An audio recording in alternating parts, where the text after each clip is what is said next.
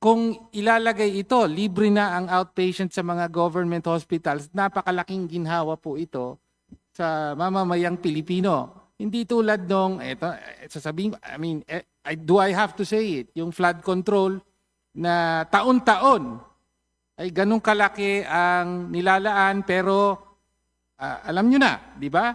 What would it take para pati yung outpatient ay makover na rin ng zero balance?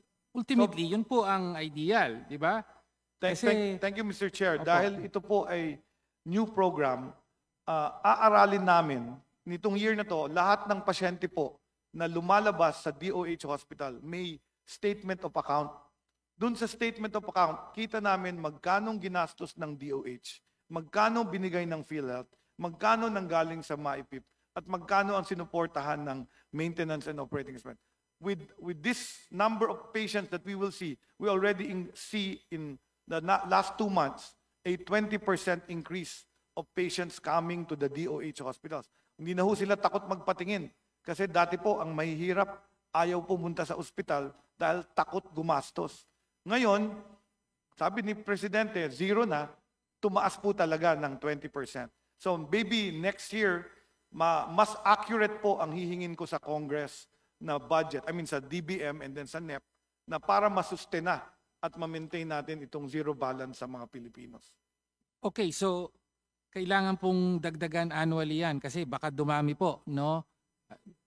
It's not just a matter of MOE. Kailangan nyo mag-expand ng facilities. Tama po ba? Okay. Tama po ba? Pero at the meantime, yung facilities kasi matagal i-build. As you can see from our disbursement rate, 80% lang. Ang disbursement namin matagal because pag infrastructure, mga 2 to 3 years bago matapos at maibayad lahat dun sa building or structure na tinayo. So ito, nililipat namin yung budget sa services. Tapos as chairman of PhilHealth, pina-i-increase ko rin yung support value ng PhilHealth. As of now, after 2 months implementation, nakita namin ang support ng PhilHealth nasa 25 to 29% lang nung total gastos sa isang pasyente, sa isang Pilipino.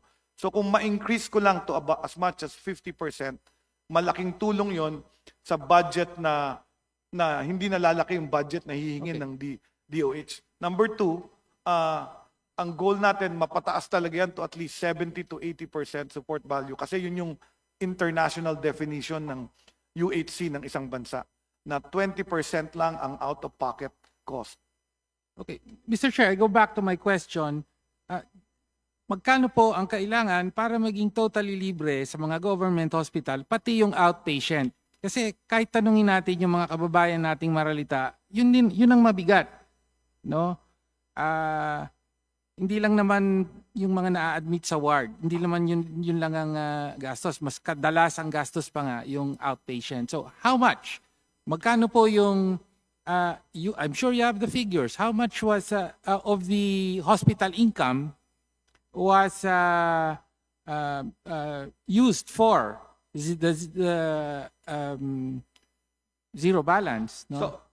So ang sagot ko siguro dyan, I know for a fact that when the legislature passed the Universal Healthcare Act, nag-estimate yung mga health economists as to how much the Department of Health needs annually to fulfill itong universal healthcare. At ang figure na binigay nila ay 450 billion pesos annually.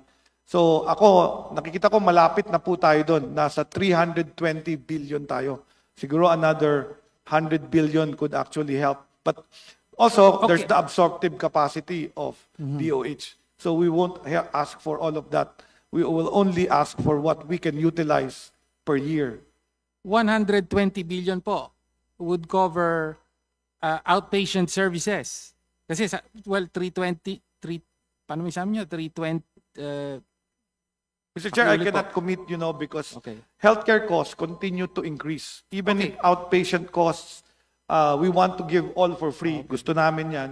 Yung consultation libre na dahil ang doktor may sweldo, yung clinic libre na, walang bayad. Pero ang cost of diagnostics, cost of medicine, continually po tumataas. Especially after COVID, that is a global phenomenon. Yung equipment nagiging mas modern, nagiging mas mahal. Yung medicine nagiging mas bago, mas effective, pero mas mahal. So, ang thinking ko dyan, we have to follow whatever the utilization will be. So, ang feeling ko, we need to implement this UHC in stages. Please Actually, wind up, maganda. Honorable Indigent, Tino. tapos na. Ngayon, middle class and working class, kaya na. Hopefully, talagang in the future, kahit yung mga nasa private, konti na lang ang pupunta. Mr. Chair, if the DOH does not propose, then we cannot dispose. So, hinihingi ko po na mag-provide ng estimate. If the ballpark figure was 120 billion, magbigay po tayo before the DOH reaches plenary, the budget, kung pwede po, no, magkano ang kailangan. Kasi to my mind, 120 billion is doable in the current budget given na ang flood control ay 250 billion proposed, no? So kung ilalagay ito, libre na ang outpatient sa mga government hospitals, napakalaking ginhawa po ito sa mamamayang Pilipino. Hindi tulad nung, sasabihin, do I have to say it? Yung flood control na taon-taon ay ganun kalaki ang nilalaan pero alam nyo na, di ba? Oh. Thank So, you. kaya po, mag-propose po kayo. Ngayon po ang pagkakataon, lalo pa at under scrutiny po ang napakalaking pondo na nilalagay sa infrastructure na hindi pinakikinabangan. Di ba? Ng taong bayan. May nakikinabang, hindi ang taong bayan. If I get what you're saying, Honorable Tino, gusto nyo mag-submit ang Department of Health ng ballpark figure, Well, if Para it should be more than ballpark po. universal, No? Ibig sabihin, sabi para nila sa kasi, zero balance billing. yung outpatient, halimbawa. May we Opo. request na mag-submit na lang ang Yes, Mr. Chair. DOH? Mr. Chair, we will comply. We will submit to your office. Okay. Thank you very much, Thank you, Chair. Honorable Tino. Once Secretary Ted Herbosa submits, we will furnish a copy to Honorable Tino. Thank you very much.